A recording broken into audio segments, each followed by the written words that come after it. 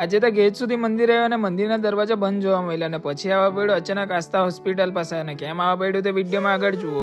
आइए देखते हैं मजा आएगा। ગુડ મોર્નિંગ, જય શ્રી રામ ને સ્વાગત છે તમારું મારા આજના નવા ન્યુ વ્લોગમાં. આજે તો સવારમાં રેડી થઈને રામપિયરીને લઈને મેં નીકળી જામ કથામાં જવા માટે. અને પછી કથામાં આવીને જોયું તો અહીંયા તો બધા આવી ગયેલા હતા અને બધા બેસીને જોયા કરતા હતા. એટલે અમે તો ભાઈબંધ લોકો સાથે આવી ગયેલા હતા આ બાજુ રાઉન્ડ મારવા માટે. અને આજે તો બધા આવી ગયેલા હતા એટલે અમે બધા ભાઈબંધ લોકો ભેગા થઈ ગયેલા હતા. અને પછી આ બાજુ જમવાનું ચાલુ થઈ ગયેલું હતું એટલે અમે લાગી ગયેલા હતા જમવાની લાઈન મને. આજે તો જગ્યા પણ નહીં હતી એટલે અમે લોકો બેસી ગયેલા હતા રસ્તા પર જમવા માટે. ને જમીને પછી અમે લોકો નીકળી ગયેલા હતા ઘરે જવા માટે. ને ઘરેથી પાછા સાંજે નીકળી ગયા ગ્રાઉન્ડ પર જવા માટે. ને ગ્રાઉન્ડ પર આવીને જોયું તો આ લોકો લાગી ગયેલા હતા ક્રિકેટ રમવા માટે. ને આ બાજુ જોયું તો એડવર્ટાઇઝમેન્ટ માટે આ લોકોએ ગાય પણ મુકાવેલી હતી.